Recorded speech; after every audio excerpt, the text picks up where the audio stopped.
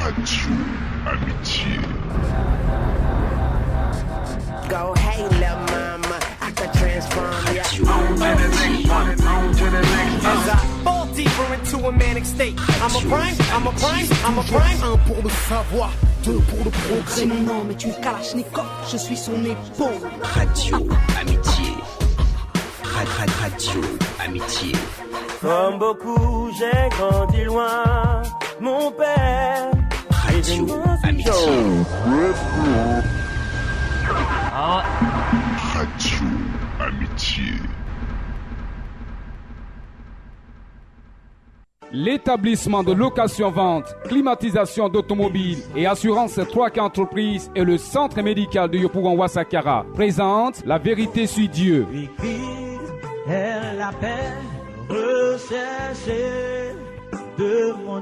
La Vérité sur Dieu, une émission qui permet aux enfants de Dieu de sortir des ténèbres par le rétablissement de la véritable doctrine laissée par Jésus le Christ. La Vérité sur Dieu est une conception, production et animation du frère Noël ACI tous les mardis de 15h à 16h30 sur Radio Amitié 100.1 FM.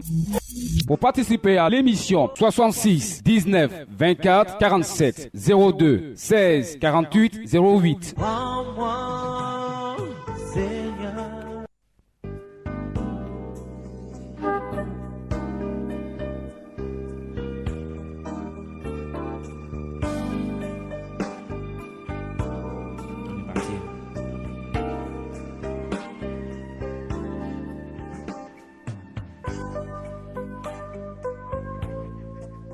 Alléluia. Il a reçu le nom au-dessus de tout nom. Fléchissez-nous et adorez. Il a reçu le nom au-dessus de tout nom. Il a reçu le nom au-dessus de tout nom. Et tout genou fléchira lorsqu'on parlera de l'agneau. Et tout genou fléchira lorsqu'on parlera de l'agneau. Oh, il a reçu le nom au-dessus de tout nom. Il a reçu le nom qui surpasse. Oui, il a reçu le nom au-dessus de tout nom, ce nom-là qui est Jésus-Christ, la parole faite chair, le seul est digne d'être adoré, celui qui nous réunit tous les mardis de 15h à 16h30 sur Radio Amitié, les 100.1 FM. L'émission, c'est La Vérité sur Dieu. La Vérité sur Dieu, qu'est-ce que c'est? C'est le rétablissement de la véritable doctrine laissée par Jésus, appelée le Christ. Pourquoi cette émission?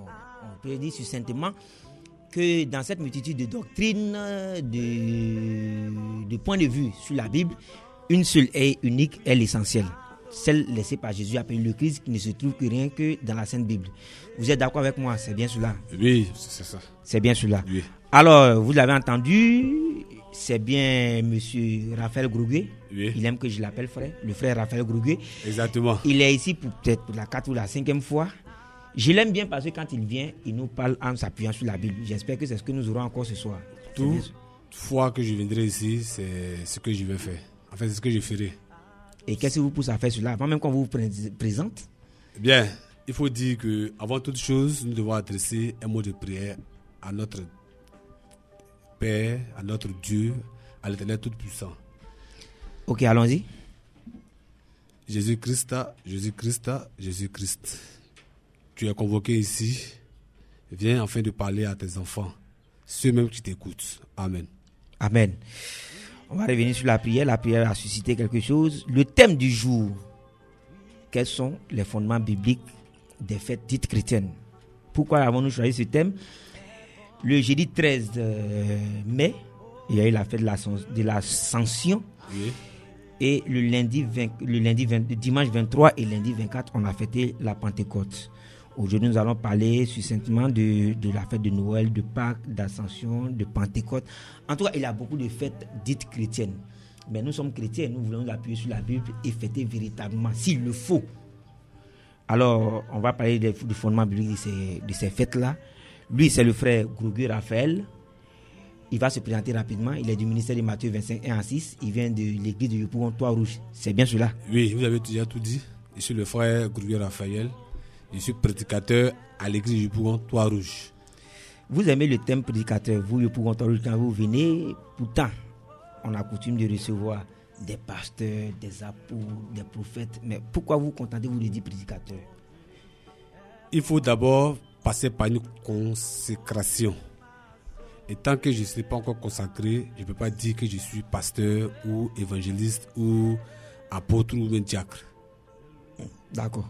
Nous avons également sur notre plateau aujourd'hui 3K Entreprises, notre fidèle sponsor, représenté ici par M. Kadio Richard. M. Kadio Richard, bonsoir. Bonsoir, monsieur. Comment se porte 3K Entreprises? Par la grâce de Dieu, 3K Entreprises se porte très bien. Et si j'ai bien lu, vous êtes le gérant. Oui. Que devons-nous entendre par gérant? Gérant, c'est celui qui a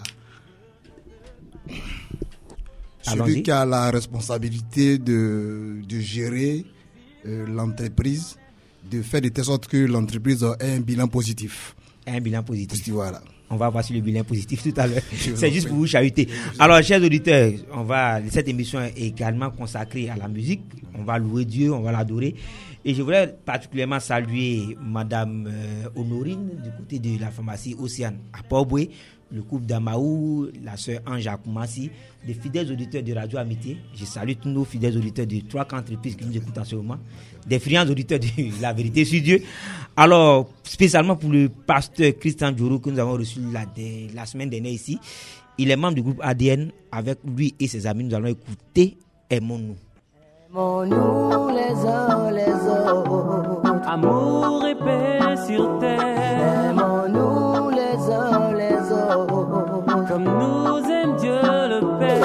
Aimons-nous les uns les autres, Aimons-nous les uns les autres.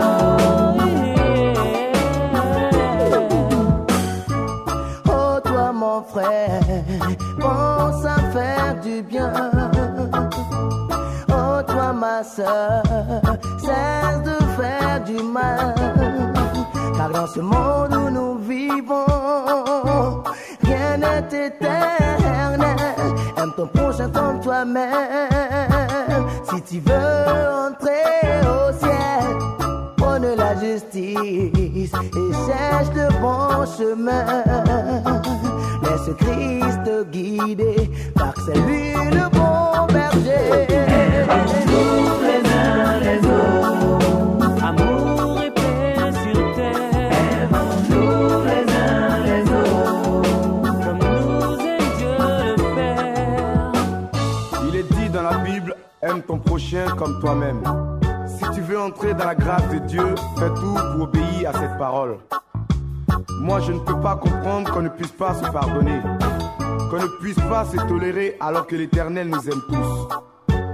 La couleur que nous avons, la langue que nous parlons n'ont pas d'importance.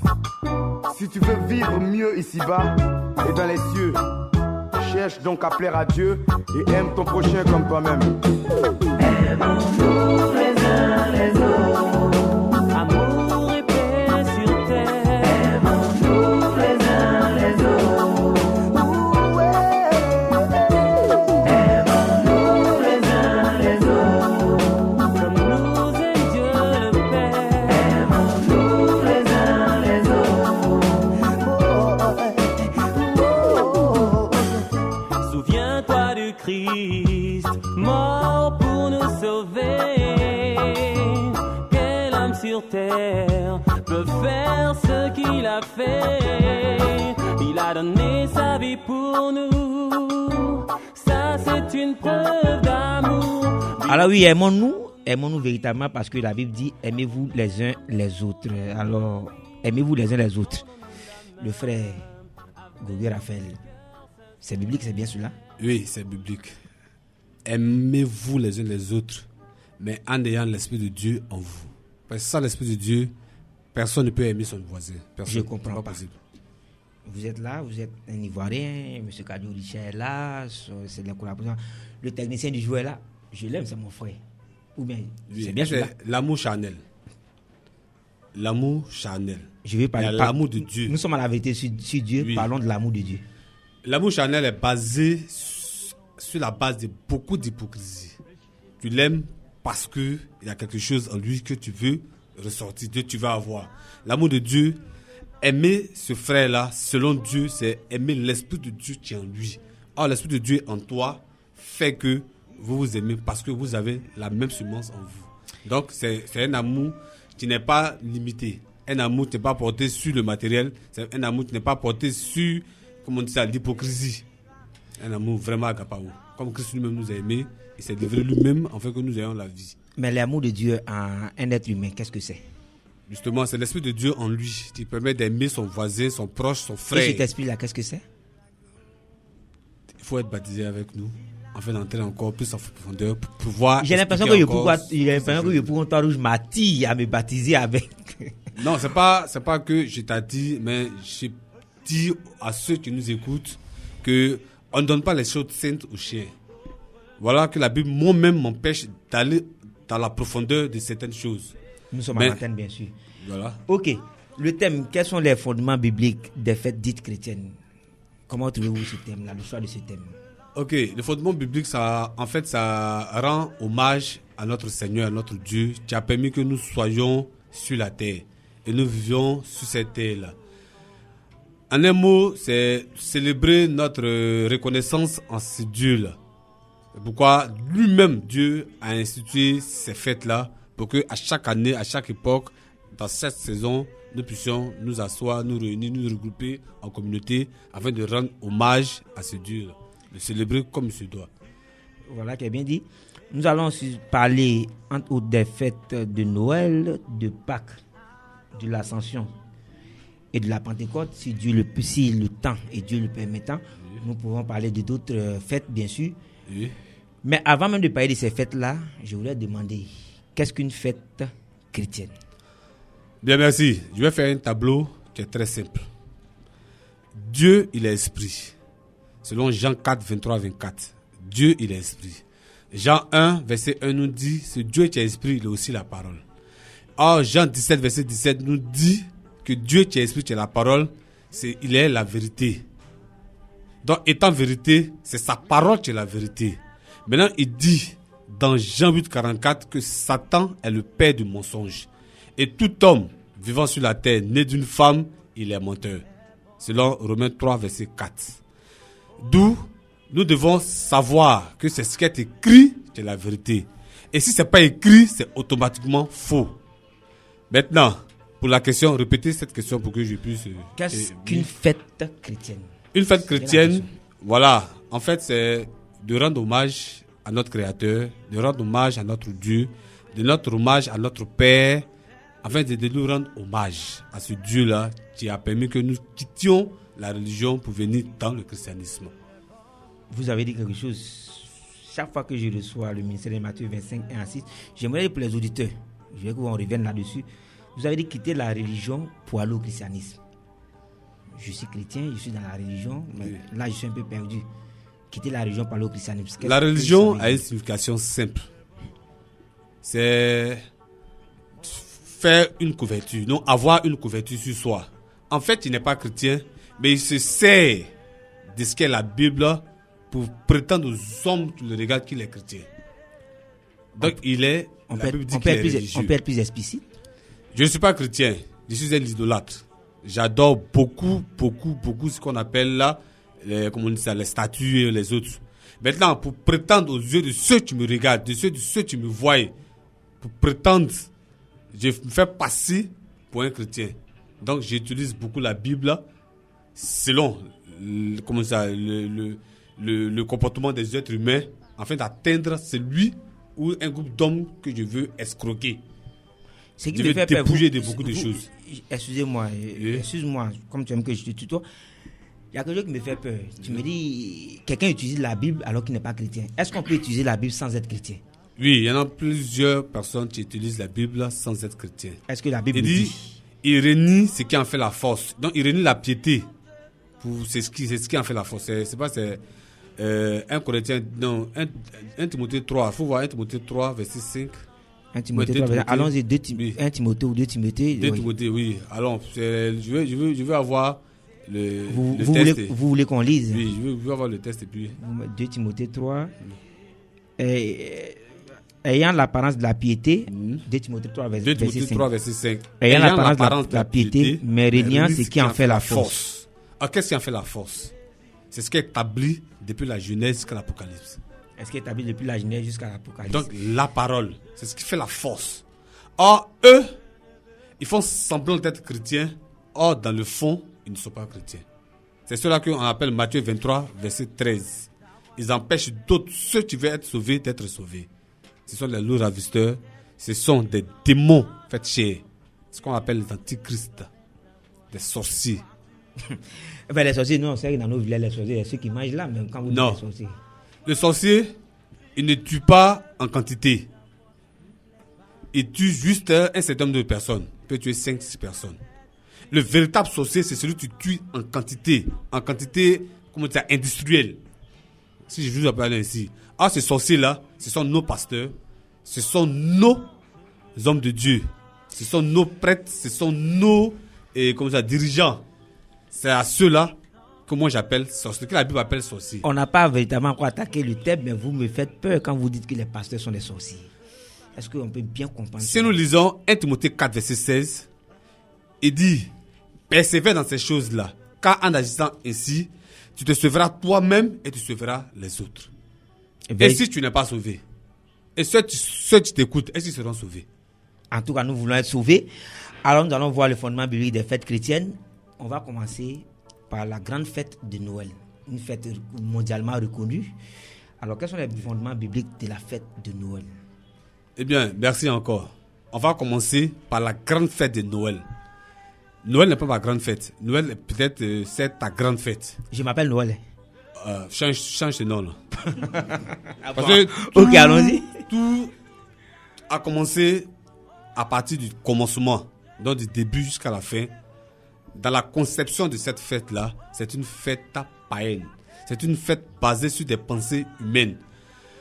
Ils ont eu en 314 par là, si je ne me trompe pas, ils ont vu un attroupement, un rassemblement au conseil de Nicée. Et c'est de là qu'est sortie la fête de Noël. Noël, c'est qui? Qui est ce petit enfant que ces personnes-là tiennent en main? Et à chaque année, ils rendent gloire, ils fêtent cette personne-là. C'est qui? Ce n'est pas le petit Jésus. Mais au contraire, c'est un démon fait chair qui tient en main pour le célébrer chaque 25 décembre. C'est un démon fait chair. Parce que quand nous prenons la Bible, si nous lisons Luc 2, à partir du verset 1 jusqu'au verset 6, on nous indique la naissance de Jésus. Jésus n'est pas né en période de fraîcheur. Israël est situé en Asie mineure. Or, en hiver, là-bas aussi il fait froid. Donc il neige. Bien sûr, bien sûr. Maintenant, si c'est en hiver que Jésus est né, on peut pas le faire coucher dans une crèche. C'est pas possible. Il fait tellement froid qu'il va mourir. C'est pas possible. Ah, il est né dans une crèche. Il est né quand? La Bible nous indique qu'il est né pendant le mois des épis. Ah, qu'est-ce qui représente le mois des épis? Le mois des épis, c'est le premier mois de l'année, qui est le mois d'avril. Donc Jésus-Christ, Jésus appelé le Christ, il est né dans le mois d'avril. Vous voulez dire que cette date indiquée est fausse selon les Écritures? Elle est fausse depuis la Genèse jusqu'à l'Apocalypse. Et aucun verset dans la Bible, je dis bien aucun verset, aucun pasteur, aucun prêtre, même le pape ne peut venir me dire le contraire avec un verset biblique. Il n'y a pas. Noël est vous dites qu'on ne peut pas vous dire le contraire, mais cette fête est admise dans l'église tout entière. Mais dans quelle église? Dans quelle église elle est admise? Dans quelle église? Quand nous prenons Apocalypse 17, on voit que l'église dans laquelle c'est admis, là, c'est l'église de choses comme ça, de Caïn. Apocalypse 17 le dit. Il y a une église qui est basée en Europe, qui est assise sur cette montagne. Elle est située, c'était bien précis. Quand la Bible parle Nul ne peut dire le contraire. C'était bien. Donc depuis Genèse 4, où Caïn a été chassé, il est pas dans une région qu'on appelle Nod. Or cette région-là, aujourd'hui, Apocalypse 17, à partir du verset 1 jusqu'au verset 18, nous indique quelle est cette région-là où Caïn allait s'asseoir. Or qui est Caïn? Selon Apocalypse, selon 1 Jean 3, verset 12, Caïn est le fils de Satan. Donc Caïn est allé s'asseoir dans cette région-là avec sa pensée. Pardon. Oui. Si je te suis bien, oui, je vais résumer oui, tel que je comprends. Oui. Cette fête est inspirée de Satan. Dans la conception, depuis le commencement jusqu'à la fin, elle est inspirée de Satan. Ah mais nous fêtons. Ce que vous nous dites est très dangereux. Si vous fêtez, c'est Satan que vous célébrez. C'est à Satan que vous rendez hommage. C'est à Satan que vous rendez culte. Oui, mais on va aux prières, on fait la veillée, on loue Dieu. Ce qui m'étonne, c'est que vous dites qu'on fête Satan en louant Dieu. C'est réservé uniquement qu'à ceux qui doivent périr. Pourquoi? C'est pas tout le monde qui fête Noël. Et c'est un groupe de personnes qui fêtent Noël. La Bible dit... C'est la majorité qui fête Noël. Bon, justement, la majorité fête Noël. La Bible dit que ceux-là, il est réservé pour eux le chemin de l'enfer. Lisons cela dans 2 Corinthiens 4, à partir du verset 1 jusqu'au verset 4. Vous avez dit 2 Corinthiens 4 2 Corinthiens 4, 1 à 4. Juste si je peux... Oui, allons-y. 2 Corinthiens 4, à partir du verset 1 jusqu'au verset 4. C'est pourquoi, oui, ayant ce ministère, selon la miséricorde qui nous a été faite, nous ne perdons pas courage. Nous rejetons les choses honteuses qui se font en secret. Nous n'avons point une conduite astucieuse et nous n'atterrons point la parole de Dieu. Oui. Mais en publiant la vérité, oui, nous nous recommandons à toute conscience d'homme devant Dieu. Oui. Si notre évangile est encore voilé, oui, il est voilé pour ceux qui périssent. Pour un nombre de personnes. Oui, continue. Pour les incrédules, oui, dont le Dieu de ce siècle a aveuglé l'intelligence, afin qu'ils ne visent pas briller la splendeur de l'évangile de la gloire de Christ, qui est l'image de Dieu. Il est simple. Aujourd'hui, Dieu nous demande d'avoir nos regards sur l'évangile que lui-même a adressé aux apôtres, selon Éphésiens 2, verset 19 à 20. Maintenant, le Dieu de ce siècle, celui qu'on appelle Satan, l'antichrist, celui qui est contre la parole, il vient afin de dire non, il faut suivre certaines pensées humaines pour que vous puissiez être sauvés. Et quelle est cette pensée-là? Commémorer chaque 25 décembre la fête de Noël. C'est une pensée purement humaine. Et si tu suis cette pensée humaine, c'est Satan que tu suis.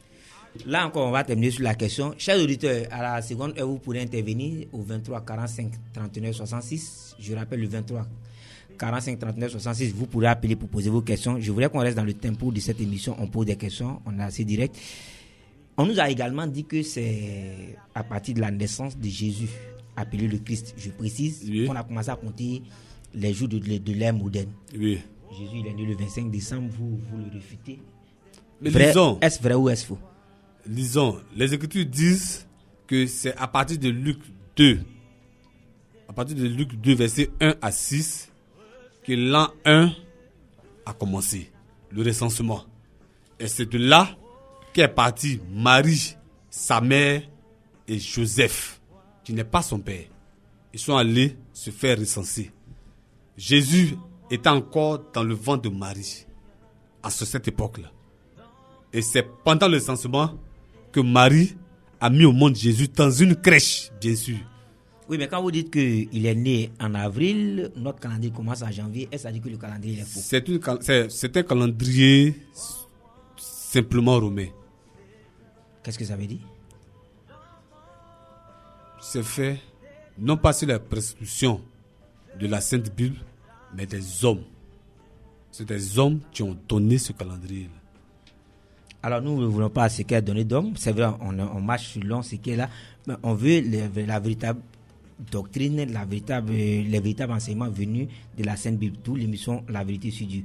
Vous nous donnez un enseignement assez surprenant, mais vous vous appuyez véritablement sur la Bible. On va souffler avec Harpe de David. Le titre c'est Jéhovah.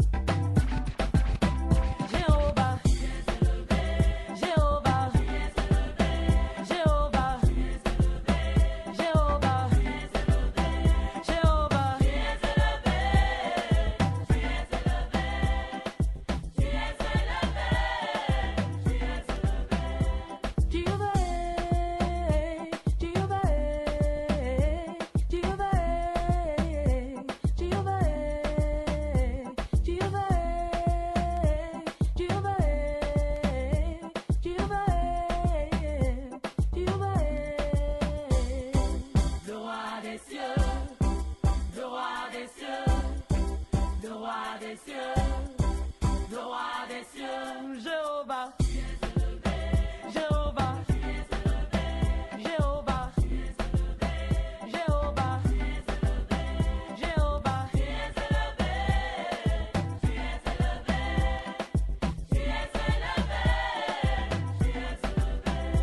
comment ne pas te louer, alléluia, comment ne pas t'adorer, je veux te rendre la gloire, comment ne pas t'acclamer, comment ne pas te bénir, comment ne pas te chanter, Jéhovah tu es élevé. Comment ne pas te louer, le roi des cieux, le roi des cieux, le roi des cieux, le roi des cieux, Jéhovah, Jéhovah, Jéhovah, Jéhovah, Jéhovah,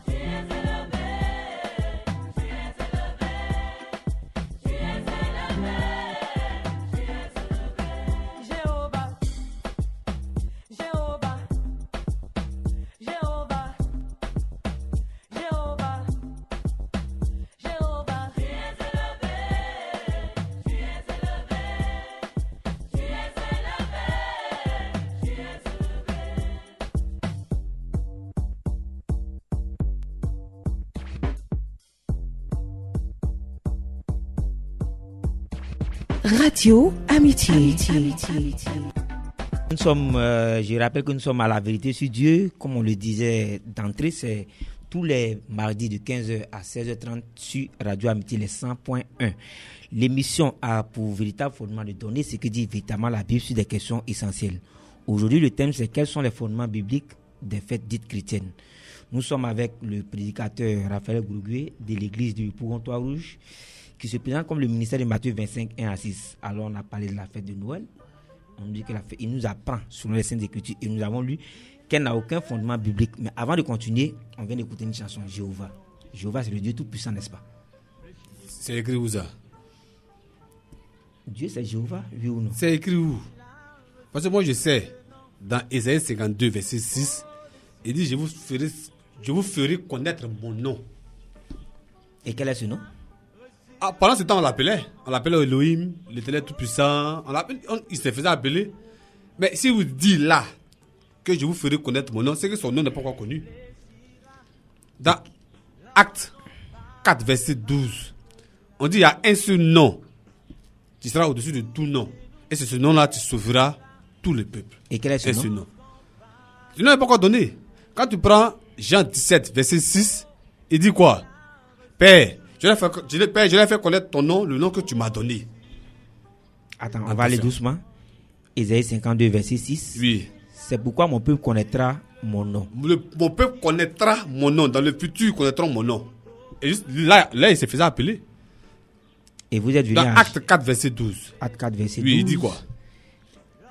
Donc, on prend l'Ancien Testament, on l'associe le Nouveau Testament, qui font les deux aigles de Dieu.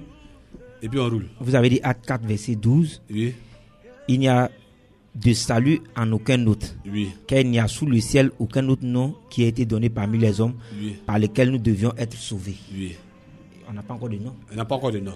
Maintenant, quel est ce nom-là? C'est ce que dans Jean 17, verset 6, il dit quoi? Père. Jean 17, verset 6. Oui. J'ai fait connaître ton nom, oui, aux hommes que tu m'as donnés du milieu du monde. J'ai fait connaître ton nom aux hommes que tu m'as donnés du milieu du monde. C'est Jésus-Christ qui parle. C'est Jésus qui parle.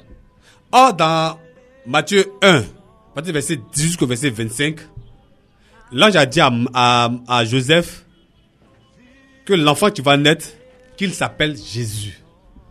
Or, moi je sais, sur ma carte d'identité, sur mon extrait de naissance, on dit nom du Père, Gros-Dieu, et nom du Fils, nom du Père, Gros-Dieu, prénom, Raphaël. Nom du Père, Gros-Dieu. Moi, mon prénom maintenant, c'est Raphaël. Donc, le nom du Père, maintenant, c'est Gros-Dieu. Si je demande à c'est Noël, quel est le nom de mon père?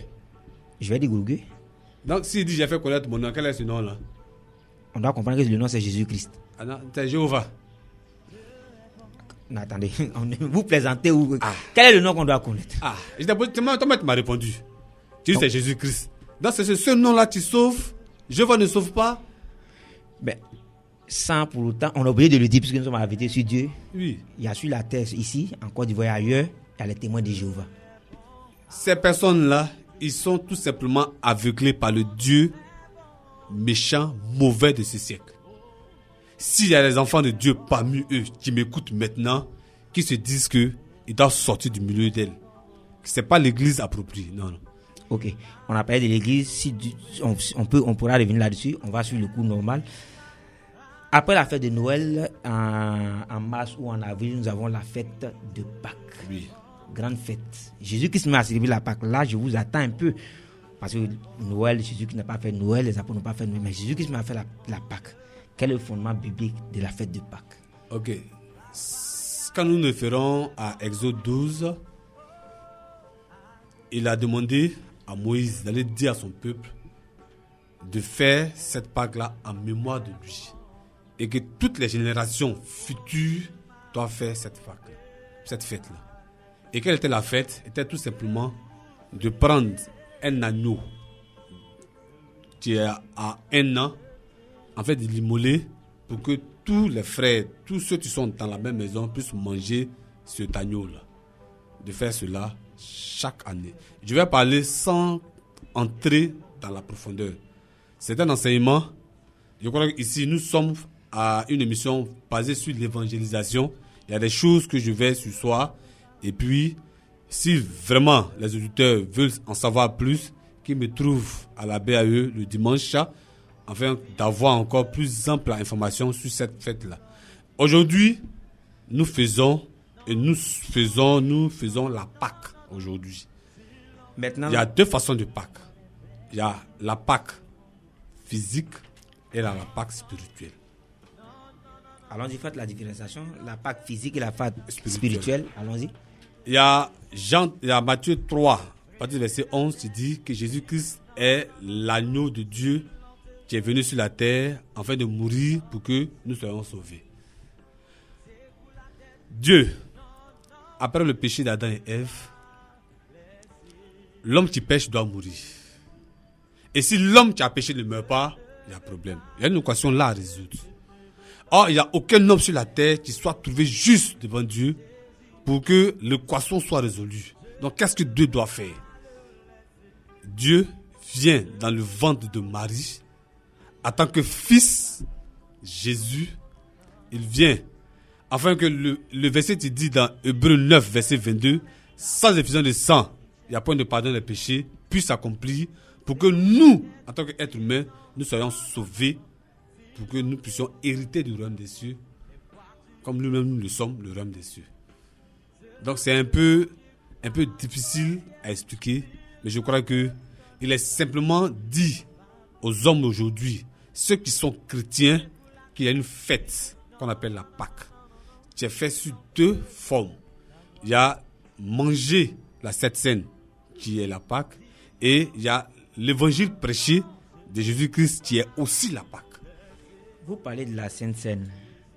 Nous, on mange la communion. C'est la même chose, n'est-ce pas? Attention, c'est pas la même chose. C'est pas la même chose. Et ça n'a rien à voir avec la communion que les gens mangent dans certaines églises. Ça n'a rien à voir. C'est des choses différentes. Quand nous lisons le livre de 1 Corinthiens, il y a des gens, lorsqu'ils mangeaient la communion, quand ils la mangeaient... La Sainte Seine ou la communion? Merci. Lorsqu'ils prenaient cette scène, quand ils la prenaient de manière frauduleuse, il y a d'autres qui sont morts. Il y a d'autres qui ont été amputés. Il y a d'autres qui ont été handicapés. Or, aujourd'hui, qu'est-ce que nous voyons? La jeune fille, elle fait n'importe quoi le samedi, et le dimanche matin, elle ouvre sa bouche, le prêtre met la communion dans sa bouche, et sans résultat même derrière toutes ces choses-là. Nous sommes à la vérité sur Dieu. Oui. Soyons clairs. La communion biblique est-elle biblique ou non? La communion n'est pas biblique. Selon la pensée des hommes qui utilisent cette communion, elle n'est pas biblique. Bon, elle ne se donne pas chaque dimanche. Vous avez dit que la fête de Pâques, elle est reconnue. Nous, chaque année, on fait Pâques, on va prendre les rameaux, on fait la fête des rameaux et après on fait Pâques. Comment devons-nous comprendre cela? Jésus dit que je suis le pain de vie. Or, Jésus demande que lorsque nous célébrons la Pâque, ne pas manger le pain avec le levain. Donc le pain sans levain. Or, qu'est-ce que le levain? Le levain, c'est tout simplement les pensées humaines ajoutées dans la Sainte Bible, le levain. Or, il nous demande, il nous conseille de manger le pain sans levain. Donc, il nous demande de manger tout ce qui est authentique, tout ce qui est naturel, comme lui-même l'a dit. Est-ce que c'est écrit que manger Jésus, c'est ça la fête de Pâques? Est-ce que c'est écrit? Toutes ces choses sont écrites. Lisons Jean 6. Tu vas voir que cela est écrit. Jean 6. Jean 6. Quel verset? Verset 40 par là. Non, pas le verset 40, 45. Jean 6, 45. Je pas ça comme en mémoire dans ma tête. Vous voulez dire que Jésus est le pain? Jésus est le pain de vie. Oui. Si je suis au verset que vous indiquez, oui. Je prends Jean 6, 51. Oui, Jean 6, je suis 51, le pain vivant qui est descendu du ciel. Oui. Si quelqu'un mange de ce pain, il vivra éternellement. Oui. Et le pain que je donnerai, c'est ma chair que je donnerai pour la vie du monde. C'est bien sûr. Il a aussi dit que l'homme ne se nourrit pas seulement de pain, mais de toute parole qui sort de la bouche de Dieu. Or, entre tes mains, tu as la parole qui sort de la bouche de Dieu. Donc Jésus nous demande, nous recommande, nous sommes ses enfants, dans des chrétiens, nous devons manger ce qui est écrit noir sur blanc. Car c'est ce qui procure la vie. Il dit, au commencement était la parole était Dieu, la parole était avec Dieu. Il a dit, en elle est la vie, et la vie est la lumière des hommes. Donc à la parole... En mangeant cette parole, je fais la Pâque, ou bien je dois faire quelque chose de... Tu fais la Pâque spirituelle. Qui est indiqué. La Pâque spirituelle qui est indiquée. Dans un lieu, dans un seul lieu. Selon Deutéronome 16, dans un seul lieu. Et quel est ce lieu-là? C'est le lieu que l'Éternel choisit pour y faire résider son nom. Or, aujourd'hui, en Côte d'Ivoire, dans le monde entier, il y a un seul lieu où l'Éternel a mis son nom, dans lequel moi je suis. Et quel est ce lieu? Je veux le connaître. C'est l'église de Yopougon, Trois-Rouges. Basée sur le fondement des apôtres et des prophètes, Jésus-Christ lui-même est la pierre angulaire. Attends. Si je comprends bien, je ne sais pas si les auditeurs me suivent, ils pourront intervenir après. On a dit le 23, 45, 39, 66. Oui. Si je comprends bien votre pensée, c'est qu'en dehors de l'évangile que vous prêchez, vous, Église de Yopougon Trois-Rouges, oui. Il n'y a pas de salut. Il y a de salut en aucun autre nom. La phrase est répétée et c'est écrit dans Acte 4, verset 12. Il y a de salut en aucun autre nom. Alors Jésus-Christ a mis son nom aujourd'hui dans une église. Il a mis son nom aujourd'hui dans une assemblée. Et nous sommes l'épouse de ce Dieu-là. Si nous respectons tout ce que les apôtres ont fait, sans ajouter, sans retrancher, nous sommes l'élus de Dieu. Un exemple simple. L'église doit porter le nom du lieu où l'église est établie. Selon qu'il est écrit dans la Sainte Bible. Il dit église d'Éphèse, église de Thyatire, église de Rome. Donc le nom de l'église porte le nom du lieu où l'église est située. Maintenant, nous allons et nous faisons ce qui est écrit noir sur blanc. Nous appelons église de Dieu basée à Yopougon, Trois-Rouges. Maintenant, toute personne, selon Galates 1, 6 à 9, qui ne fait pas ça, c'est l'église de l'Antichrist. Donc Dieu n'y est pas. Vous avez été, je voudrais qu'on parle de façon terre à terre. Je vous ai bien suivi. Oui. Je voudrais que vous nous répondiez avec franchise. En dehors de vous, personne n'est sauvé. C'est ce que vous voulez dire. Si tu veux être sauvé, viens, tu vas voir Jean 6, 40. Tu vas voir celui qui crie à minuit pour dire réveillez-vous, l'époux arrive. Si tu es sauvé.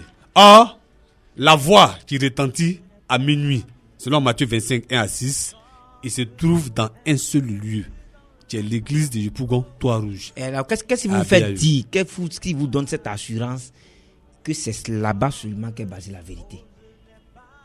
La Bible dit éprouvez toute parole, car plusieurs faux Christ sont dans le monde. Éprouvez. Nous sommes la seule église qui demande à tous ceux qui se disent prophètes, tous ceux qui sont contre nous, tous ceux qui veulent aller contre nous, de venir chez nous devant 4000 hommes pour nous poser une question simple. De quoi ou de qui vous êtes inspirés? Et nous, on va leur montrer de qui nous sommes inspirés. Maintenant, si tu t'opposes à ce que nous sommes, nous t'invitons chez nous pour que tu puisses venir devant tout le monde nous dire que ce que nous disons est faux. J'aimerais savoir, est-ce que le fait de dire que vous êtes le détenteur exclusif de la vérité n'est pas de l'orgueil? Est-ce qu'un chrétien doit être orgueilleux? Jésus-Christ dit, je suis le chemin. Il n'a pas dit les chemins. Je suis le chemin, la vérité et la vie éternelle. Nous ne va au Père sans passer par lui. Aujourd'hui, je répète la même phrase de Jésus-Christ pour dire, nous sommes le chemin. Nous, Église du Pougon Toit Rouge, du ministère de Matthieu 25, 1 à 6, avec pour guide spirituel le frère Sakpa Dadji Etienne, nous sommes la vérité. Nous sommes le chemin. Et nous ne va au Père sans passer par le frère Sakpa Dadji Etienne. C'est lui le Jean 6 40. Si tu veux pas où? C'est ça. Voulez-vous me faire comprendre que j'ai me limiter à Yopougon? Oui. Il y a plus de 2000 religions à Yopougon. Oui. Tous ceux qui sont à Yopougon sont perdus en dehors de vous, c'est bien cela? Mon frère, en un mot, c'est vrai. C'est vrai. C'est vrai. Et j'insiste dessus pour dire que c'est la vérité. Je ne suis pas contre quelqu'un, mais je dis à celui en qui se tient l'Esprit de Dieu et qui m'écoute, en dehors de Matthieu 25, 1 à 6, ministère de la voix de minuit, basé à la BAE, aucun homme ne peut être sauvé en dehors de cela. Il y a une question qui me trotte. Vous avez dit, je suis le chemin, la vérité et la vie. Oui. Si je ne me trompe pas, je crois que c'est Jean 14, verset 6. Un seul chemin. Un seul chemin. D'où vient le fait qu'on a beaucoup de religions aujourd'hui? Justement, selon 2 Thessaloniciens 2, verset 4, selon Jean 10, 10, Satan qui est voleur, Satan qui est menteur, Satan qui est malhonnête, Satan qui a pour ordre de pervertir les droits chemins de Dieu, s'est créé une église à lui-même, où lui-même il est assis afin de se faire adorer. Et Satan, qui est menteur, est le père du mensonge. Satan qui a pour fils tous ceux qui ne se tiennent pas dans la vérité, il doit faire quoi? Tout simplement pervertir le chemin de Dieu en venant enfin d'ajouter leurs propres pensées sur ce qui est écrit noir sur blanc. Alors la Bible dit, n'ajoutez point, ne retranchez point. Comment on ajoute et comment on retranche? Jésus nous donne des exemples. Il dit, soyez mes imitateurs. Donc faites ce que moi j'ai fait. C'est en cela qu'il y a la vie. Maintenant, pour que toi tu puisses avoir la vie, il faudrait faire ce que Jésus-Christ a fait. Quand Jésus-Christ est venu, il a choisi 12 personnes. Quand j'ai 12 personnes, y compris Paul. Donc je soustrais Judas, qui est démon, et j'ajoute Paul. Et le frère Paul qui a dit, ce que je vous enseigne, ce n'est pas un homme qui me l'a appris, mais c'est révélé, ça a été révélé. Donc attention, tous ceux qui sont, même tous ceux qui partent dans une école pastorale pour avoir un diplôme de pasteur, afin de venir enseigner Dieu, d'abord c'est faux. Ils sont pas le chemin. Ils sont tout simplement 2 Corinthiens 11, versets 13 à 14. Ceux-là, ce sont des menteurs. Ceux-là, ce sont des ouvriers trompeurs. Ils sont à l'image de leur père. Ce sont des menteurs. Leur père, c'est qui? Satan, tout simplement. Jean 8, 44. Ok, ce que vous dites est assez révolutionnaire. On a l'impression que c'est une nouvelle doctrine. On va revenir à vous. Pour vous permettre de souffler, nous allons tourner maintenant vers M. Kadio Richard, le représentant de notre sponsor. Encore une fois, bonjour. Bonjour. Alors, 3K Entreprises, on en a parlé, c'est vrai, la bande-annonce le dit. 3K Entreprises, qu'est-ce que c'est? 3K Entreprises est une entreprise spécialisée dans plusieurs secteurs d'activité, précisément 4 activités. Nous avons l'automobile, nous avons le froid industriel et domestique, nous avons l'assurance dans toutes ses branches, et nous avons le négoce, qui est, en guillemets, ce qu'on appelle également l'intermédiation. Voilà, négoce qui veut dire négociation. Voilà. Alors, avant même de parler de la situation géographique, vous voulez on va parler aujourd'hui d'automobile. Oui, effectivement, automobile. C'est un marché assez florissant, un marché vaste. Oui. Le marché, je pourrais dire, je ne dirais pas saturé, puisque les offres foisonnent. Mais pourquoi avez-vous spécialement choisi ce domaine-là? pendant qu'il est déjà il est déjà très bien représenté. Oui, le marché, il est là, je vous reprends pour dire que le marché, il est assez saturé. Malheureusement, à l'intérieur, nous n'avons pas assez de spécialistes. Et nous, 3 cas entreprises, nous venons en quelque sorte résoudre un peu le problème des acquéreurs comme des vendeurs. Qu'est-ce que ça dit? Aujourd'hui, monsieur ACI veut acheter une voiture. Quand il s'adresse à 3 cas entreprises est en mesure de vous conseiller. Et parce que il ne suffit pas d'avoir le budget, mais il faut, je vais dire, nous vous conseillons, n'est-ce pas, la marque qui sera adaptée à vos activités. Un exemple, M. ACI je suis animateur de Dieu. Animateur de Dieu qui souhaiterait avoir un véhicule moins luxueux, mais avec quand même le minimum de confort. Bien sûr. Avec un budget, par exemple, de 3 millions. En ce moment, nous allons vous conseiller quel type d'énergie vous voulez. N'est-ce pas? Bien sûr. Si vous habitez à Bobo et que vous venez à Yopougon pour travailler, à Yopougon, bien évidemment, nous allons vous conseiller du diesel. Si vous habitez à Yopougon et que vos activités s'arrêtent de Trois-Rouges à CDC et que le soir vous devez refaire le même trajet, on vous conseillera l'essence, qui est évidemment beaucoup plus moins cher que le diesel.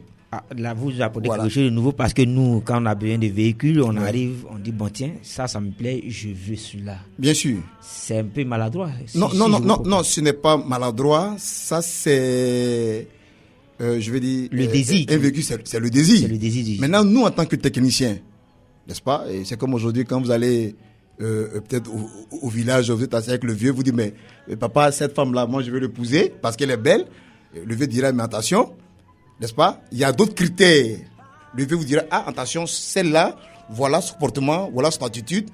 À toi maintenant de décider. Donc, en termes de véhicule, quand on veut un véhicule, j'ai 3 millions, monsieur ACI, nous, on vous conseille soit telle marque, parce que telle énergie, parce que voici les avantages. Et quand c'est, par exemple, un véhicule énergie, voici les avantages et les inconvénients. De telle sorte que, quand vous achetez, vous savez ce que vous achetez. On sait ce qu'on achète. Voilà. C'est très important. Et là, je vois que vous êtes dans le dépôt-vente de véhicules. C'est ça. Qu'est-ce que c'est le dépôt-vente? D'accord. Le dépôt-vente de véhicules, c'est... Monsieur ACI a un véhicule, Monsieur ACI veut vendre. Vous pouvez nous contacter. Nous réceptionnons votre véhicule. Nous établissons un contrat. Nous allons utiliser notre filière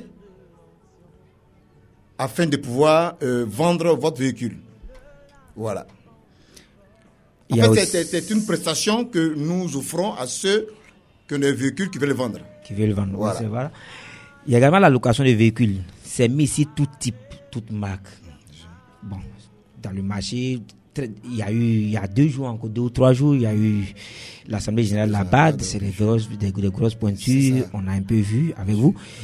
Mais je vais faire une excursion ou bien je vais aller aux funérailles avec, je peux dire les gros porteurs, 70 places. Est-ce qu'on peut vous s'adresser à vous dans ce domaine-là? Bien sûr.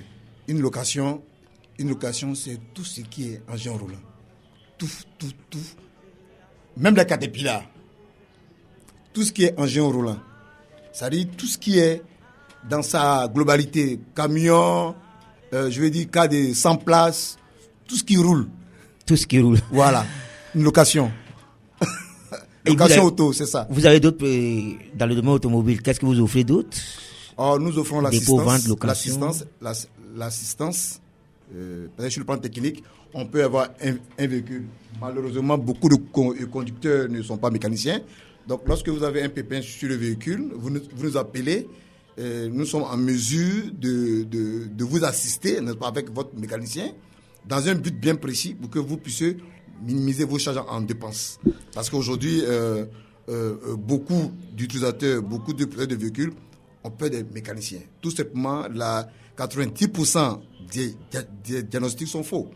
Voilà, du coup, on fait des dépenses et puis bon, ce n'est pas la répétition. Monsieur Kadiou, je vais demander comme ça, qu'est-ce qui fait la fiabilité de vos prestations. Là, vous dites, parce que le problème mécanicien est très délicat. Mais qu'est-ce que vous faites votre force là? Voilà, la fiabilité. C'est quelque chose d'assez fondamental. La fiabilité, parce que nous sommes d'abord techniciens à la matière. Moi qui suis assis devant vous, je suis en mesure de faire un diagnostic lorsqu'un véhicule ne va pas. Du moteur jusqu'à l'échappement. Voilà. Ça nous rassure. Bien sûr. Donc, entretien mécanique, c'est bien cela? Mécanique, c'est ça. Bon, j'ai un véhicule, je fais voir 3-4... Ou bien, j'ai déjà mon véhicule, mais il n'a pas de climatisation. Il fait très chaud en ce moment. Monsieur. Est-ce que je peux m'adresser à vous? Évidemment. Pour le froid automobile? Évidemment. Le froid également, c'est dans toute sa globalité également, le froid industriel, domestique et automobile. Voilà. Nous vous assistons dans tout. Vous agissez dans cela. Il y a également service après-vente. Vous employez, bon, ça c'est des thèmes techniques, je ne dirais pas que c'est tout, mais c'est des thèmes assez techniques. Le service après-vente, on en reparlera tout à l'heure après la plage publicitaire. On va nous tourner vers notre invité et après on reviendra à vous. Vous nous parlerez du service après-vente et des autres prestations en général. Chers auditeurs, vous restez branchés. Nous sommes à la pause publicitaire. On se retrouve sur le coup de 16h pour la suite de cette émission. L'établissement de location-vente, climatisation d'automobile et assurance 3K Entreprises et le centre médical de Yopougon Ouassakara présente La Vérité sur Dieu.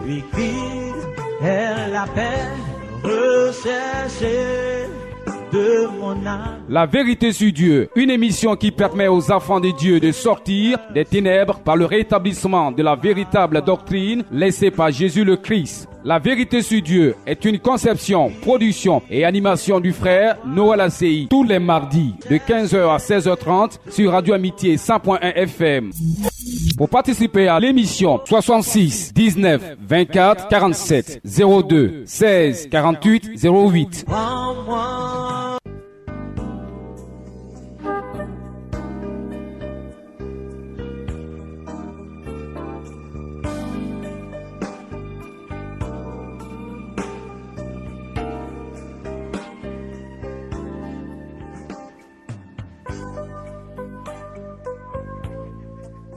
Alléluia. Oui, tu as reçu le nom au-dessus de tout nom. Ce nom-là, c'est Jésus, appelé le Christ, le Dieu véritable de la Sainte Bible, celui qui, selon les Saintes Écritures, est digne d'adoration, celui que nous voulons véritablement connaître au travers de cette émission, La Vérité sur Dieu, qui reçoit aujourd'hui le prédicateur Grégory Raphaël de l'église du Pougontois-Rouge, ministère de Matthieu 25, 1 à 6. Avec lui, nous parlons du thème suivant: quels sont les fondements bibliques des fêtes dites chrétiennes? On a parlé de la fête de Noël, selon lui, et nous l'avons vérifié avec la Bible, c'est une fête qui n'a aucun fondement biblique. Oui. La Pâque, si j'ai bien saisi, n'est pas celle que nous fêtons aujourd'hui. La Pâque, elle est plus spirituelle, et cette Pâque-là, c'est consommer la parole de Dieu. C'est bien cela? Oui. Alors, le jeudi 13, on a fêté la fête de l'Ascension, qui est appelée la montée de Jésus au ciel, et le dimanche 23 juin, nous avons fêté la Pentecôte. Ascension, Pentecôte. La Pentecôte, on va aller tout doucement pour dire à ceux qui nous écoutent que celui que Dieu envoie sur la terre dit les choses de Dieu. Je crois que c'est Jean 3, 34. Si Jean 3, 34. Ok, j'y suis. Celui que Dieu envoie dit les choses de Dieu. La Bible est claire. Toute pensée de l'homme est la pensée de Satan. Donc si moi, je viens, afin de vous dire ce qui n'est pas écrit noir sur blanc, je suis un menteur, je suis un trompeur, à l'image de Jean 10, 10, à l'image de Jean 8, 44, qui est menteur, le père du mensonge. Donc il est mon devoir de dire tout ce qui est écrit noir sur blanc. C'est pourquoi je vais m'appuyer sur certaines écritures pour vous parler. Nous en avons besoin, bien sûr. Ascension. Selon l'église, ça, je ne sais pas le nom, c'est quoi? La montée de Jésus au ciel. Je veux qu'on lise ensemble Lévitique 23, à partir du verset 4 jusqu'au verset 8. Qu'est-ce que ça dit? Si tu as trouvé. Lévitique 23. Oui. À partir du verset 4. Oui. Voici les fêtes de l'Éternel, les saintes convocations que vous publierez à leur temps fixé. Le premier mois, le 14e jour du mois, oui, entre les deux soirs, ça c'est la Pâque. Ce sera la Pâque de l'Éternel. La Pâque de l'Éternel. Et le 15e jour de ce mois, oui, ce sera la fête des pains sans levain, oui, en l'honneur de l'Éternel. Oui, après ça, ils vont lire. Il faut prendre le Luc 22, comme on n'a pas assez de temps, Luc 22, verset 19. Les auditeurs nous suivent, ils ont leur Bible. Ils vont lire cela après à la maison. Luc 22, verset 19. Oui. Ensuite, il prit du pain et après avoir rendu grâce, il le rompit et le leur donna en disant, ceci est mon corps qui est donné pour vous. Faites ceci en mémoire de moi. Eh bien, merci. Faites ceci en mémoire de moi. Lisons aussi Deutéronome 16. Pardonnez, Deutéronome 16. On va voir quelque chose. Deutéronome 16. Deutéronome 16. Oui, à partir du verset 8. Voilà. Vous avez dit on va voir quelque chose. Deutéronome 16 à partir du verset 8. On va voir quelque chose. Attendez rapidement. Deutéronome 16 à partir du verset 1. Observe le mois des épis et célèbre la Pâque en l'honneur de l'Éternel ton Dieu, car c'est dans le mois des épis que l'Éternel ton Dieu t'a fait sortir d'Égypte pendant la nuit. Tu sacrifieras la Pâque à l'Éternel ton Dieu, tes victimes de menu et de gros bétail dans le lieu que l'Éternel choisira pour y faire résider son nom. Pas Exode 12, verset 14. Ça, c'est les fêtes. Vous me faites lire beaucoup. Oui. C'est important. Ce sont des fêtes que Jésus-Christ, Dieu, nous demande de faire. Et des choses qu'il nous demande de faire. Oui. Exode 12, verset 14. Vous conserverez le souvenir de ce jour. Il dit quoi?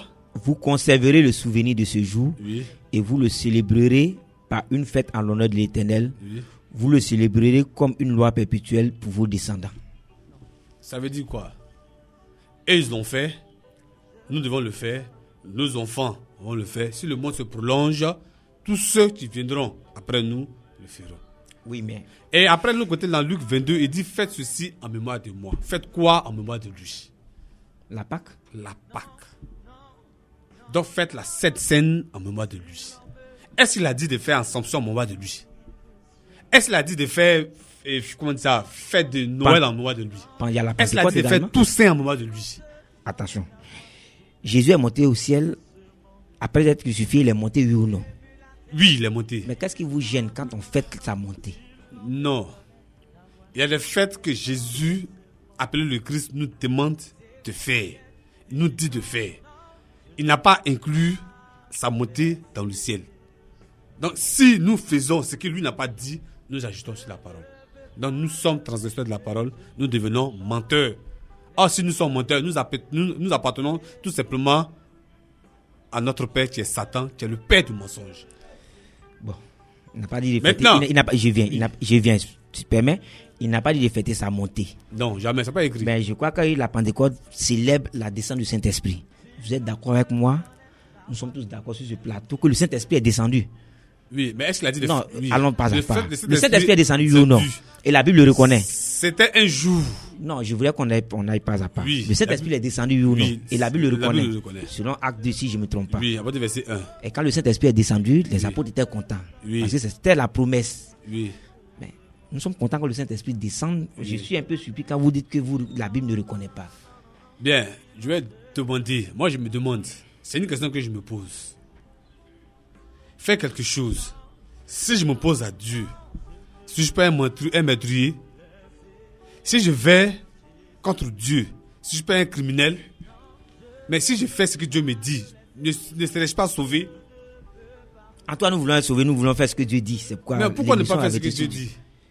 Dieu nous demande de faire des choses que lui-même il a écrit noir sur blanc. Qui est un témoignage vivant. Il dit fais des fêtes que lui-même a conseillées. On va aller rapidement. Je voulais dire aux auditeurs que dans 10 minutes, ils pourront appeler au 23 45 39 66, 23 45 39 66 pour poser les questions. Si je vous suis bien, oui. Avant de passer à notre sponsor, on va terminer avec lui. Mais si je vous comprends bien, toutes ces fêtes n'ont aucun fondement biblique. C'est cela? Toutes ces fêtes n'ont aucun fondement biblique. Aujourd'hui, qu'est-ce que Dieu nous demande de faire? Il dit d'avoir les regards sur le fondement qu'a laissé les apôtres. Selon Éphésiens 2, versets 19 à 20. Il a instruit un groupe de personnes. Et à ces personnes-là, il a demandé d'aller faire de toutes les nations des baptisés. Il dit, pour ceux qui vous croiront seront baptisés et seront sauvés. Il a donné cet ordre-là à un groupe de personnes qui sont les apôtres de Dieu, qu'il a choisis parmi tant d'autres personnes. C'est Dieu lui-même qui est allé vers eux, les a choisis. Ce n'est pas eux qui sont allés vers Dieu, non, c'est lui qui est allé vers eux. Ils n'ont pas fait des écoles pastorales. Ils ne sont pas allés faire des séminaires, non. C'est Dieu qui est venu sous la forme esprit pour les révéler certaines choses. À vous entendre, votre langage est révolutionnaire. On risque de vous frapper. Non, je n'ai peur de personne. Mais au contraire, je ne suis pas né pour faire plaisir à un être humain. Pourquoi ferais-je plaisir à un homme? Un homme qui est mortel. Un homme qui est voué à l'enfer. Pourquoi faire plaisir à cet homme-là? Si j'étais venu pour être serviteur des hommes, autant plus mourir. Il pouvait mourir. Il pouvait être serviteur de Dieu ou que d'être serviteur des hommes. Et comment savoir que vous êtes véritablement serviteur de Dieu? C'est à vous de m'écouter. C'est à vous d'éprouver tout ce que j'ai dit. De qui suis-je inspiré? Quand vous dites de vous éprouver, qu'est-ce que ça veut dire? Oui, pendant que je parle, j'accompagne ce que je dis avec des versets bibliques. Si ce n'est pas écrit, tout de suite là tu sauras que ce que je dis n'est pas écrit. Mais si j'atteste cela avec des versets bibliques, attention, ce n'est pas moi, Grégory Raphaël, qui parle, mais je suis inspiré de quelqu'un, de cette personne-là qui parle. Et qui est cette personne? C'est tout simplement Jésus-Christ, la parole faite chair. Ok, les auditeurs pourront intervenir. Ah, mais avant cela, on va se tenir encore une fois avec notre sponsor, M. Kado Richard, encore une fois. 3 entreprises, spécialistes dans le froid, l'automobile, l'assurance, le négoce. On parle aujourd'hui automobile. Vous parlez également de services après-vente. Concrètement, qu'est-ce que c'est?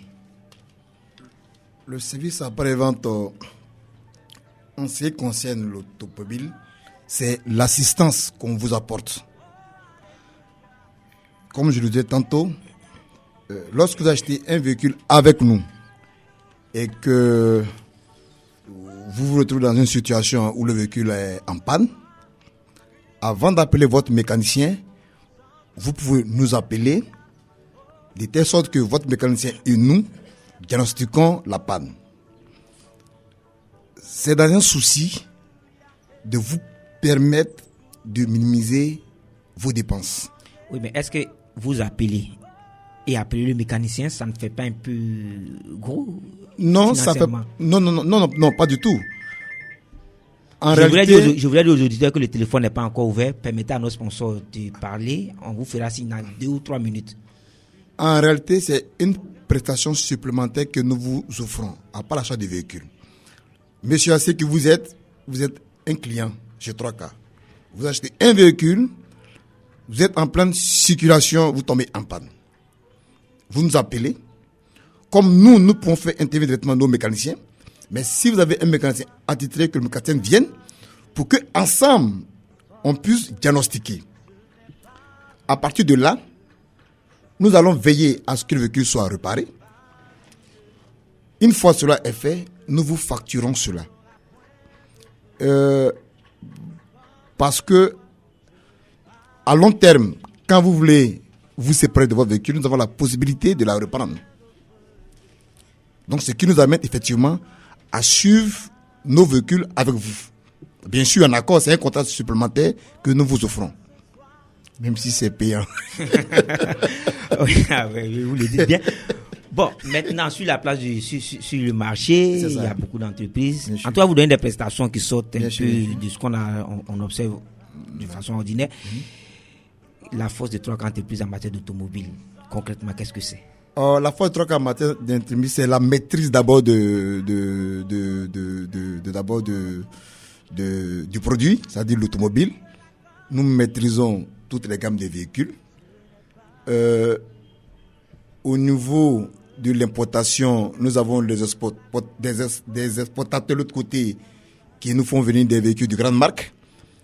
Et nous avons également des fiches techniques sur lesquelles nous bossons. Donc, notre force, c'est d'abord connaître le produit. C'est connaître le produit. Et le livrer en très bonne qualité. En très bonne qualité surtout. Et le prix? Le prix également. Parce que nous sommes les seuls qui prenons le risque par moment de faire des factures de paiement à nos clients. Tout simplement, monsieur ACI a un budget de 4 millions, il va acheter un véhicule, n'est-ce pas, qui lui sied, mais le véhicule est un peu plus cher. On trouve un accord. Si un véhicule fait 6 millions, vous nous reversez les 4 millions et nous vous donnons la possibilité de payer les 2 millions en fonction du protocole que nous aurons à établir ensemble. Ça aussi, c'est intéressant. Voilà, ça nous le faisons. Je vous donne la possibilité de dire un dernier mot. Ce que je peux dire, c'est que tous ceux qui ont les véhicules à vendre, ils peuvent nous contacter afin de pouvoir leur satisfaire. Tous ceux également qui veulent acheter des véhicules peuvent également nous contacter. Si je peux évidemment bien sûr donner notre bien numéro. sûr, on a bien de vos contacts, ce que vous dites est assez intéressant, on a bien de vos contacts. Voilà. Et la situation géographique et les contacts téléphoniques. Voilà, on est situé en face du CHU de Trècheville, précisément à côté de la pharmacie des Brasseurs. Le téléphone fixe est le 21 24 36 46. Le cellulaire, nous sommes au 07 55 85 30. Nous avons également le 02 09 14 17. Nous avons le fax, nous sommes au 21 25 03 59. Également notre adresse email, parce qu'aujourd'hui tout bien est... Bien sûr, c'est très important. Et ça facilite les choses, bien sûr. Notre email, c'est 3kentreprise@viso.ci. 3kentreprise@viso.ci. Pour toute satisfaction en besoin d'automobile, location, vente, achat, service après-vente, climatisation. Vraiment, je reprends les numéros rapidement. Le 21 24 36 46, 07 55 85 30, 02 09 14 17, 21 25 03 59 pour le fax et email 3kentreprise@viso.ci. Il y a une adresse postale. C'est bien sur la 30 BP. Boîte postale 676 Abidjan 30. Voilà. Encore une fois, merci à vous, M. Kadio Richard. Nous vous remercions. L'équipe de production de cette émission, le technicien, nous sommes contents de vous recevoir. On a vu aujourd'hui le grand patron. Bien sûr. Merci. Alors, chers auditeurs, le 23 45 39 66 est ouvert pour vous. Vous pouvez maintenant appeler pour intervenir. Pendant que je me tourne encore vers notre invité, vous êtes maintenant prioritaire. On a 10 minutes en ligne droite. Vous appelez, soyez vraiment concis et précis dans vos questions. À vous entendre, on a vu les grandes fêtes qu'on devait voir. Avant même d'avoir un auditeur, vous me faites déjà peur. Je veux poser une question, mais j'ai déjà peur. Vous nous dites déjà que tout ce qu'on dit n'a aucun fondement biblique. Il y a une autre fête qu'on a dans le mois d'août, je crois, l'Assomption, la montée de Marie au ciel. Elle se retrouve dans la Bible, n'est-ce pas? La grande Marie, oui. La mère de Dieu. La mère de Jésus. Elle n'est pas la mère de Dieu. Selon Genèse 1, verset 11, chaque arbre doit produire selon son espèce et ayant sa semence en elle. Dieu, il est esprit. Marie, elle est femme, composée de sang et de chair. Si un esprit va vers une femme, il n'y aura rien. Donc Marie n'est pas la mère de Dieu. Marie est la mère de Jésus. Quelle est la différence entre Jésus et Dieu? Dieu, selon 2 Thessaloniciens 2, verset 4, il est objet d'adoration. Dieu, c'est ce qu'on adore.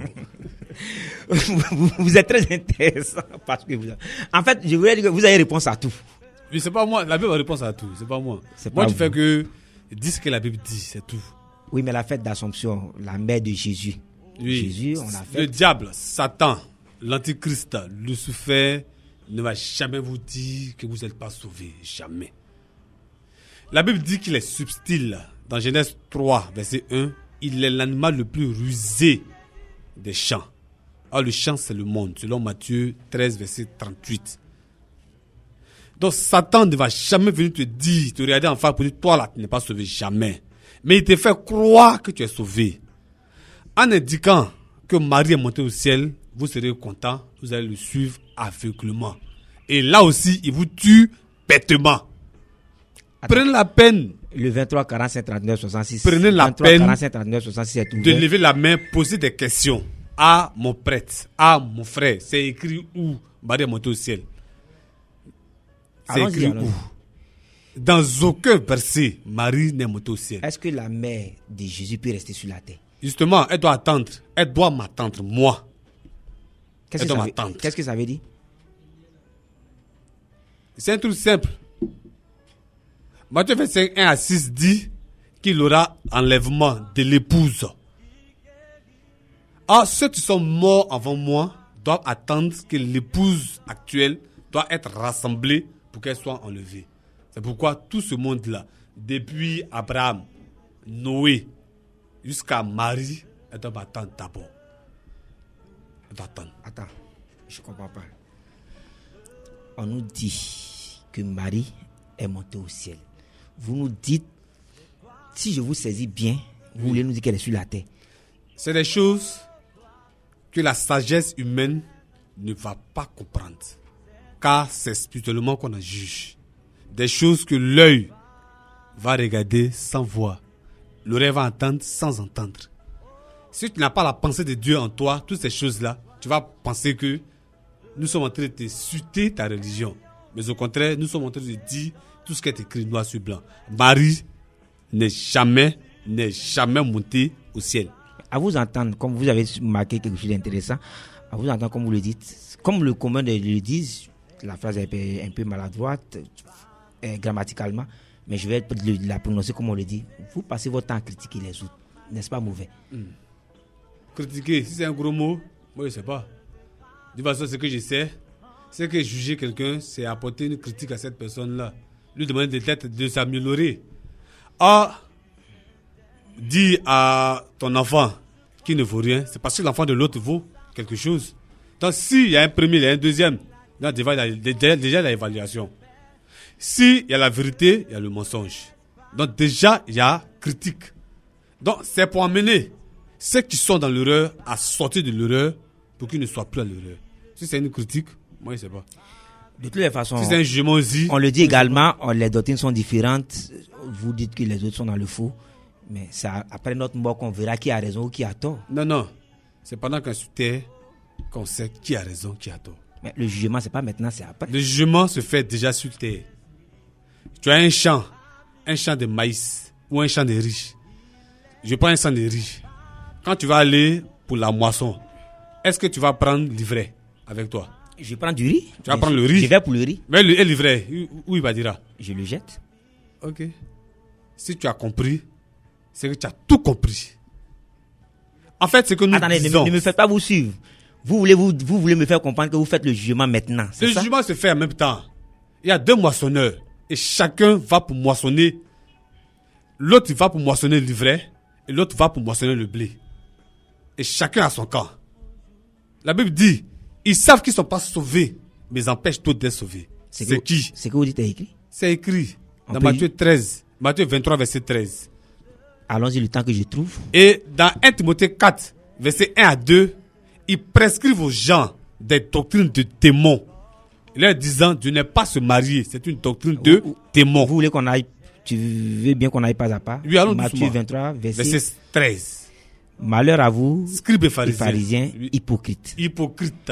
Parce que vous fermez aux hommes le royaume des cieux. Oui. Vous n'y entrez pas vous-même. Oui. Et vous ne laissez pas entrer ceux qui veulent entrer. C'est moi qui ai écrit ça, monsieur. On a lu la Bible. C'est mon père qui a écrit ça. C'est Dieu lui-même qui a écrit sa chose. Il y a un autre verset qui a été également cité. Oui. On a un auditeur en ligne. Si... Allons-y, vous avez également dit 1 Timothée 4, verset 1 à 4. Et l'Esprit dit expressément. Ok, allô. Bonjour, monsieur. Bonjour, monsieur Accueil. Allons-y, votre question. Ok, c'est monsieur Yannès. Monsieur Yannès, oui, merci. Salut à vous, fidèle auditeur. Okay. J'ai écouté vraiment votre invité. Oui, allons-y rapidement avec la question. Nous sommes à 2 minutes de la fin. J'aimerais lui dire tout ce qu'il dit là. Il donne les précis. Moi-même, là, j'ai peur pour lui. Quand je lui demande, est-ce qu'il n'a pas peur de dévoiler tout ça, là, et puis à l'antenne? Ok, merci. Je crois que la question a été posée. Ok, merci mon frère. Merci pour moi. Je suis appelé à mourir un jour. Vous voulez qu'on vous tue? Si je meurs pour un culte raisonnable, moi, je suis content. Parce que je sais que je retourne là où je suis quitté. Donc, en fait, ne craignez pas pour moi. Mais au contraire, créez pour vous-même. Afin de savoir si vous êtes vraiment dans la vérité. Et si vous n'êtes pas dans la vérité, venez à moi, venez vers moi. Pour que je vous conduise dans le chemin, pour que je vous conduise dans la vérité. Et cette vérité se trouve à Yopougon, Toit Rouge, à la BAE. Je voulais savoir, j'ai entendu une phrase, si j'ai bien saisi, vous allez retenir où vous êtes quitté. Oui. Vous venez d'où? Il dit, Jésus, dans Luc 19, verset 10, il dit, je suis venu chercher et sauver ceux qui sont perdus. Il fallait d'abord qu'il sache qu'est-ce qu'il a fait perdre pour pouvoir être en mesure de pouvoir retrouver ce qu'il a perdu. Il dit, mes brebis connaissent ma voix et elles ne suivront au point un autre berger. Ah, pour une brebis, il faut d'abord l'élever depuis le bas âge pour qu'elle puisse reconnaître ton nom. Où nous étions lorsque Jésus nous a perdu, c'est bien sûr. Tu étais où? J'étais dans les reins de mon Père, qui est Jésus-Christ lui-même. Alors, chers auditeurs, c'est intéressant, mais je suis agréablement surpris, je dirais, parce qu'il nous donne un enseignement, je dirais, révolutionnaire. On aura l'occasion de l'écouter une autre fois. Ou quelqu'un d'autre voudrait ajouter quelque chose rapidement avant de donner les contacts. Dans Genèse 1, verset 26 à 28, il dit, faisons l'homme à notre image. Or, sur le plan littéraire, l'homme à notre image, si Dieu doit faire l'homme à son image, sur le plan littéraire, c'est que Dieu a beaucoup de visages. Qu'est-ce que lui appelle l'image? Qu'est-ce qu'il appelle son image? N'oublions pas que dans Genèse 2, verset 7, Dieu a mis à Adam le souffle de vie. Alors, qu'est-ce que le souffle de vie? C'est la parole. Selon Jean 1, partir du verset 1 jusqu'au verset 4. Maintenant, dans Jean 20, verset 21 à... Dans Jean 20, verset 21 jusqu'au verset 26, si je ne me trompe pas, il dit, et il est souffla, un souffle, il est dit, recevez le Saint-Esprit. Il dit quoi? J'ai pas bien entendu. Recevez le Saint-Esprit. Recevez le Saint-Esprit. Donc, en fait, le souffle que Dieu a mis en Adam était tout simplement le Saint-Esprit. Alors, qui est le Saint-Esprit? C'est Dieu lui-même. Donc, l'image de Dieu, c'est Dieu. Donc, l'image de Dieu, c'est l'Esprit de Dieu en l'homme.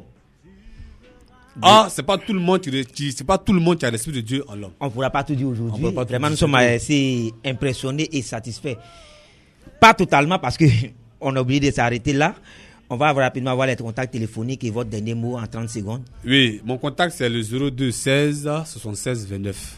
02 16 76 29 et 04 20 31 57. 04 20 31 57. Je voudrais dire à tous ceux qui m'écoutent, je ne suis pas venu chercher la guerre ni faire la guerre à qui que ce soit. Mais je suis venu apporter à l'édifice ma part de vérité.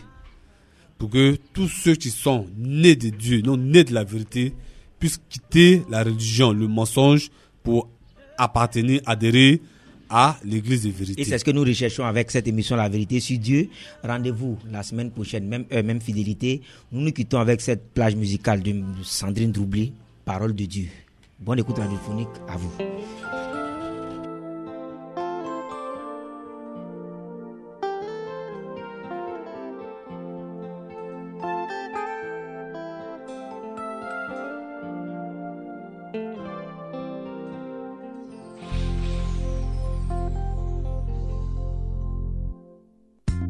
Tous les hommes vont passer, toutes les femmes vont passer, et avec leur vanité, l'orgueil de la vie. Ton argent va passer, tous tes biens vont passer, et avec leur vanité, l'orgueil de la vie. Mais je te dis, oh mon frère, regarde seulement à ce livre de la vie, oh qui est éternel, c'est la parole de Dieu. L'établissement de location-vente, climatisation d'automobiles et assurance 3K Entreprises et le centre médical de Yopougon Ouassakara présente La Vérité sur Dieu.